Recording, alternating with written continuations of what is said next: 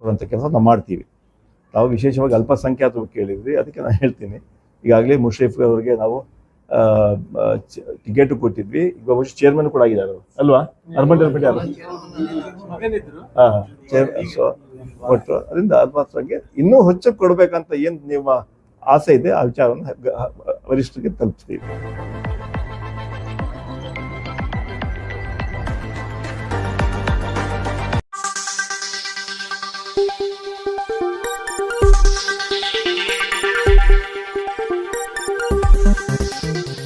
Yes news में आप सभी दर्शकों का स्वागत है। मैं आपके साथ Ilyas Badeghar.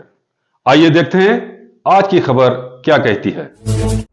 4 working president 3 working president ಮಂತ್ರಿಗಳು ಮಾಡಿದ್ದಾರೆ. ಈಶ್ವರ್ ಖಂಡ್ರೆ, ಸತೀಶ್ ಜಾರಕಿಹೊಳಿ ಮತ್ತು ರಾಮಲಿಂಗಡಿ. ನನ್ನೊಂದು ಅವಕಾಶ ಸಿಕ್ಕಲಿಲ್ಲ. ಮುಂದೆ ಬರುವಂತಹ ಕ್ಯಾಬಿನೆಟ್ ಮಿನಿಸ್ಟರ್ ಆಗುವಂಥ ಹೈಕಮಾಂಡ್ ನನಗೆ ಅವಕಾಶ ಕೊಡ್ಬೋದು ಅಂತ ವಿಶ್ವಾಸ ವ್ಯಕ್ತಪಡಿಸಿದೆ.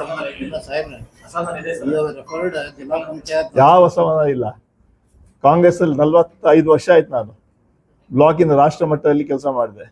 3 ಪ್ರೈಮ್ ಮಿನಿಸ್ಟರ್ ಜೊತೆ ಕೆಲಸ ಮಾಡಿದ್ದೀನಿ, ರಾಜೀವ್ ಗಾಂಧಿ, ಪಿ ವಿ ನರಸಿಂಹರಾವ್, ಮನಮೋಹನ್ ಸಿಂಗ್ ಜೊತೆ. ಅದರಿಂದ ಅದೆಲ್ಲ ಯಾವುದೇ ಒಂದು ವಿಚಾರ ಅಸಮಾಧಾನ ಇಲ್ಲವೇ ಇಲ್ಲ ಒಬ್ಬ ಕಾರ್ಯಕರ್ತನಾಗಿ. ಆದರೆ ಈ ಸರ್ಕಾರ ಶಿವಕುಮಾರ್ ಅವ್ರ ಜೊತೆ ವರ್ಕಿಂಗ್ ಪ್ರೆಸಿಡೆಂಟ್ ಆಗಿ ಪ್ರಾಮಾಣಿಕವಾಗಿ ದುಡಿದಿದ್ದೀವಿ ನಾವು. ಈ ಅಧಿಕಾರ ಬರೋಲ್ಲಿ ನಮ್ದು ಕೂಡ ಪಾತ್ರ ಇದೆ ಅಂತ ಹೇಳೋಷ್ಟನ್ನು ಹೇಳಬಲ್ಲ. ಜಿಲ್ಲಾ ಪಂಚಾಯತ್ ತಾಲೂಕು ಪಂಚಾಯತ್ ಎಲೆಕ್ಷನ್ ಬಗ್ಗೆ ಮಾಡಿದ್ರು. ಹೌದು, ಅದ್ರಾಗ ಸೋಷಿಯಲ್ ಜಸ್ಟಿಸ್ ಟೋಟಲಿ ಮೈನಾರಿಟೀಸ್ಗೆ ಸಿಗೋದಿಲ್ಲ ಅವಕಾಶ. ಬರೀ ಯಾರು ಲಾಸ್ಟ್ ರೆಕಾರ್ಡ್ ನೋಡಿದ್ರೆ 1-2 ಜಿಲ್ಲಾ ಪಂಚಾಯತ್ ಬರ್ತಾವೆ. ಅದ್ರ ಬಗ್ಗೆ ಔಟ್ ಇಲೆಕ್ಟ್ ಬರೀ ಟಿಕೆಟ್ ಕೊಡ್ತಿರ್ತಾವೆ. ಯಾವ ಥರ ಅವ್ರಿಗೆ ಕೆಲಸ ಬರೋದು, ತಂತ್ರಗಾರಿಕೆ, ಇದ್ರ ಬಗ್ಗೆ ಏನು ಸೋಷಿಯಲ್ ಜಸ್ಟಿಸ್ ಅಂತ ಇಲ್ಲೇ ಇಲ್ಲ. ಇದ್ರಾಗ ನಿಮ್ಮ ಜಿಲ್ಲಾ ಪಂಚಾಯತ್ ತಾಲೂಕು ಇನ್ನೂ ಗ್ರಾಮ ಪಂಚಾಯತ್ ಆಗ್ತಾವೆ, ಜನ ಬರ್ತಾರೆ. ಇದ್ರಾಗಂತ ಯಾರೂ ಬರೋದಿಲ್ಲ.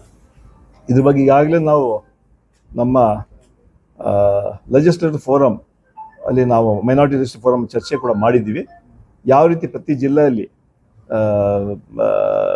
ತಾಲೂಕ್ ಪಂಚಾಯತ್, ಜಿಲ್ಲಾ ಪಂಚಾಯತಲ್ಲಿ ವಿಶೇಷ ತಾವು ಏನು ಹೇಳ್ತಾ ಇದ್ರಿ ಆ ವಿಚಾರವಾಗಿ ಟಿಕೆಟ್ ಕೊಡೋ ರೀತಿಯಲ್ಲಿ ನಾವು ಪಕ್ಷದ ಮೇಲೆ ಒತ್ತಾಯ ಹಾಕಬೇಕಂತ ಮಾತು ಚರ್ಚೆ ಮಾಡಿದ್ವಿ. ಅವಕಾಶ ಸಿಗುತ್ತೆ ಅಂತ ವಿಶ್ವಾಸ ಇದೆ. ಸರ್, ರಾಜ್ಯ ಕಾಂಗ್ರೆಸ್ ಅಲ್ಲಿ ಅಧಿಕಾರ ಬರೋ ತಕ್ಷಣ ಈ ಭಾಗ ಬಿಜಾಪುರ ಬಹಳ ಕಡೆಗಣನೆಗೆ ಒಳಗಾಗಿದೆ. ಅದು ಅಲ್ಪಸಂಖ್ಯಾತರ ವಿಷಯದಲ್ಲಿ ಪ್ರತಿ ಬಾರಿ ಯಾವುದೇ ಸ್ಥಾನಮಾನ ವಿಧಾನ ಪರಿಷತ್ತು ಅಥವಾ ಬೇರೆ ನಿಗಮ ಮಂಡಳಿಗಳು ಇದಕ್ಕೆಲ್ಲ ಸಂಬಂಧಪಟ್ಟಂಗೆ ನಿಮ್ಮ ಗುಲ್ಬರ್ಗ ಅಥವಾ ಬೆಂಗಳೂರು, ಹುಬ್ಬಳ್ಳಿ ಈ ಭಾಗಕ್ಕೆ ಆದ್ಯತೆ ಕೊಡ್ತೀರಿ. ಈ ಭಾಗದ ಅಲ್ಪಸಂಖ್ಯಾತರನ್ನು ಪರಿಗಣಿಸಲ್ಲ, ಅವರಿಗೆ ಆದ್ಯತೆ ಕೊಡ್ತಾ ಇಲ್ಲ. ಮತ್ತೆ ಇಲ್ಲಿ ವಿಜಯಪುರ ಕ್ಷೇತ್ರದಲ್ಲೂ ಅಲ್ಪಸಂಖ್ಯಾತರನ್ನ ನಾಮ ಮಾತ್ರ ಏನೋ ಇದು ಕೊಡ್ತೀರಾ, ಆಮೇಲೆ ಅವ್ರನ್ನ ಸೋಲಿಸ್ಬೇಕು, ನಿಮ್ಮ ಪಕ್ಷದವರೇ ಕೈ ಜೋಡಿಸ್ತಾರೆ ವಿರೋಧಿಗಳ ಜೊತೆಗೆ. ಈ ತರ ದೊಡ್ಡ ಆರೋಪಗಳೆಲ್ಲ ಇದೆ. ಪಕ್ಷದಲ್ಲಿ ಬಹಳ ಅಸಮಾಧಾನಗಳು ಇದಾವೆ ಅಲ್ಪಸಂಖ್ಯಾತರ ಮುಖಂಡರು. ಇದಕ್ಕೆ ನಿಮ್ಮ ಹೈಕಮಾಂಡ್ ಗಮನಕ್ಕೆ ಬಂದಿದೆಯಾ ಅಥವಾ ಅದಕ್ಕೆ ಪರಿಹಾರ ಏನು? ಫಸ್ಟು ನಮ್ಮಲ್ಲಿ ನಮ್ಮ ಪಕ್ಷ ಎಲ್ಲ ಸಮಾಜದವ್ರಿಗೆ ಅವಕಾಶ, ಅಧಿಕಾರ ಕೊಡುವಂಥ ಕೆಲಸ ನಾವು ಮಾಡ್ತೀವಿ. ನಾವು ವಿಶೇಷವಾಗಿ ಅಲ್ಪಸಂಖ್ಯಾತರು ಕೇಳಿದ್ವಿ, ಅದಕ್ಕೆ ನಾನು ಹೇಳ್ತೀನಿ. ಈಗಾಗಲೇ ಮುಷರಫ್ ಅವರಿಗೆ ನಾವು ಟಿಕೆಟ್ ಕೊಟ್ಟಿದ್ವಿ, ಈಗ ಬಹುಶಃ ಚೇರ್ಮನ್ ಕೂಡ ಆಗಿದ್ದಾರೆ ಅಲ್ವಾ? ಅರ್ಬನ್ ಡೆವಲಪ್ಮೆಂಟ್ ಯಾರು ಕೊಟ್ಟರು. ಅದರಿಂದ ಅಲ್ಪಸಂಖ್ಯೆ ಇನ್ನೂ ಹೆಚ್ಚು ಕೊಡ್ಬೇಕಂತ ಏನು ನಿಮ್ಮ ಆಸೆ ಇದೆ, ಆ ವಿಚಾರವನ್ನು ವರಿಷ್ಠರಿಗೆ ತಲುಪಿಸ್ತೀವಿ. ಅಲ್ಲ ಇಲ್ಲ ಪಕ್ಷದ ಅಲ್ಲ ನಾನು ನಿಮ್ಗೆ ತಲ್ಲ ನಿಮ್ಮ ಭಾವನೆ ಹೇಳಿದ್. ನಾನು ಭಾವನೆ ಜನರು ಈ ಅಲ್ಪಸಂಖ್ಯಾತಗಿಂತ ಅಲ್ಲಲ್ಲ, ಈ ಸಮಾಜದ ಭಾವನೆ ನಿಮ್ಮ ಮೂಲಕ ನಮ್ಗೆ ತಲುಪಿಸ್ತಾ ಇವ. ಕಾಂಗ್ರೆಸ್ ಮುಖಂಡರೇ ಸೋಲಿಸ್ತಾರೆ. ಯಾಕಂದ್ರೆ ಒಂದು ಅಲ್ಪಸಂಖ್ಯಾತನು ಅಂತ ಇದು ದೊಡ್ಡ ಆರೋಪ ಇದೆ. ಅವರೇ ಕೈ ಜೋಡಿಸ್ತಾರೆ ಮತ್ತು ಬಿಜೆಪಿ ಜೊತೆ ಒಳಗೆ ಶಾಮೀಲಾಗಿ ಕಾಂಗ್ರೆಸ್ ಮುಖಂಡರು ಸೋಲಿಸ್ತಾರೆ ಅನ್ನುವಂತ ಆರೋಪ ಇಲ್ಲ. ನಿಮ್ಮ ಆರೋಪಕ್ಕೆ ನಾನು ಸದ್ಯಕ್ಕೆ ಒಂದು ಸಿಂಪಲ್ ಎಕ್ಸಾಂಪಲ್, ಎಲ್ಲ ಕಡೆ ಬೋರ್ಡ್, ಕಾರ್ಪೊರೇಷನ್, ಅರ್ಬನ್ ಡೆವಲಪ್ಮೆಂಟ್, ಗಿಡಿ ಎಲ್ಲ ಕಂಟಿನ್ಯೂ ಮಾಡಿದ್ರು. ಬಿಜಾಪುರ್ಗೆ ಅರ್ಧ ಇದು ಕೊಟ್ಟಿಸಿಂದ ಕಟ್ ಮಾಡಿದ್ರು. ಏನ್ ವಿಷಯ ಅದು? ಅಲ್ಲ ಟರ್ಮ್ ಎಷ್ಟಿಲ್ಲ ಗಾಡಿ ಎಲ್ಲ ಕಡೆ ಅರ್ಬನ್ ಡೆವಲಪ್ಮೆಂಟ್ ಎಲ್ಲರೂ ಎಲ್ಲ ಕಡೆ ಎಕ್ಸ್ಟೆಂಡ್ ಮಾಡಿದ್ರು, ಟರ್ಮ್ ಮಾಡಿದ್ರು. ಬಿಜಾಪುರ್